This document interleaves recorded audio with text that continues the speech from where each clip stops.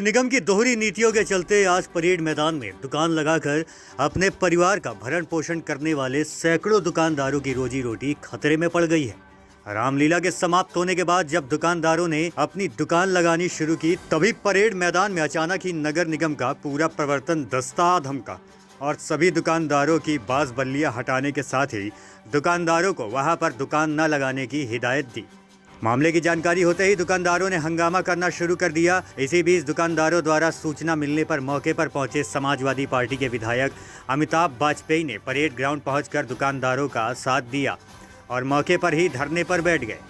विधायक अमिताभ वाजपेयी कहना है कि परेड मैदान पर 50 वर्षों से दुकानदार अपनी दुकान लगाकर अपने परिवार का भरण पोषण कर रहे हैं। वह मैदान में दुकान लगाने के नाम पर नगर निगम की रसीद भी कटवाते हैं तथा टैक्स भी जमा करते हैं। जब रामलीला की शुरुआत होती है तब परेड मैदान से दुकान हटा दी जाती है और लगभग 1.5 माह बाद दोबारा मैदान में दुकान लगा दी जाती है। इस बार रामलीला के समाप्त होने के पश्चात जब दुकानदारों ने अपनी दुकान लगानी शुरू की, तभी नगर निगम ने अपना नया फरमान जारी कर दिया और परेड मैदान खाली करने का अल्टीमेटम सुना दिया। साथ ही ये चेतावनी भी दी कि अगर दुकान लगाओगे तो कानूनी कार्रवाई की जाएगी। कि हर साल के तरीके से रामलीला होती थी और हम लोग 1 महीने के लिए ग्राउंड खाली दे देते थे। अब से उन्होंने 45-46 दिन के लिए ले लिया, तो वो भी कोई दिक्कत नहीं पा। अब उसके बाद में जब हम लोग ने दाखिला लिया अपने दुकानें लगाने के लिए, तो वो कह रहे हैं कि दुकानें नहीं लगेंगी। तो हमने उसका कारण पूछा, भाई कोई प्रोग्राम है?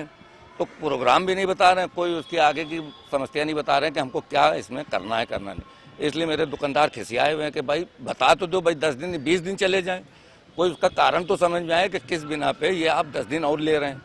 तो आगे की मंशा नहीं समझ में आ रही कि उनकी क्या है, और हमारे दुकानदार परेशान हैं। सपा विधायक अमिताभ वाजपेयी ने कहा कि नगर निगम द्वारा दुकानदारों को पहले तो नोटिस वगैरह जारी करनी चाहिए थी तथा उन्हें समय देने चाहिए था, परंतु नगर निगम प्रशासन अपने हिटलर शाही रवैये के चलते ना ही दुकानदारों को समय दे रहा है और ना ही किसी भी प्रकार की नोटिस जारी की। फ़ोन आया दुकानदारों का कि जैसे ये रामलीला जो होती थी हर वर्ष, तो रामलीला के बाद 7-8 दिन बाद लोग दुकानें लगाना शुरू कर देते थे। अब की बार दुकानें लगाने आए तो पहले इनको रोका गया कि मुख्यमंत्री जी कार्यक्रम में वो निपट जाए, उसका दुकान लगाइएगा। फिर लोग आज 30 तारीख को लगाने आए तो इनको रोक दिया गया कि अभी आप 8-10 दिन और रुक जाइए। कारण नहीं बताया जा रहा है। हम खुद मौके पर आए, हमने अधिकारियों का कारण जानना चाहा है कि क्यों लगने दे रहे, तो भी कारण नहीं बता रहे हैं। कहीं ना कहीं साजिश की बुआ रही है, कोई गरीब दुकानदारों को उजाड़ने की साजिश है, ऐसा महसूस हो रहा है। तो इसलिए हम लोग बैठे हैं, अधिकारी अभी कुछ बता नहीं पा रहे हैं। हम लोग जानना चाहते हैं आखिर गरीब को, दुकानदार को दुकान क्यों नहीं लगाने देंगे। दुकानें आज से नहीं लग रही, अंग्रेजों के जमाने से लगती चली आ रही है। गरीब दुकानदार है, गरीब खरीदार है, और कारण मालूम पड़े तो आगे कुछ रणनीति तय हो। लेकिन फिलहाल हम बैठे हैं, इंतजार कर रहे हैं कि अधिकारियों का कोई ठोस जवाब आ गया कि दुकानदारों को दुकान क्यों नहीं लगने देंगे। उधर नगर निगम के प्रवर्तन दस्ते के प्रभारी आलोकनाथ ने कहा कि परेड मैदान पर दुकान नहीं लगेगी, बल्कि इस ग्राउंड को विकसित किया जाएगा और स्मार्ट सिटी कानपुर के तर्ज पर इसका विकास होगा। फिलहाल दोनों ही पक्षों में तनातनी बनी हुई है। देश विदेश की ऐसी ही तमाम खबरों के लिए देखते रहिए हमारा चैनल डिजिटल न्यूज गुरु।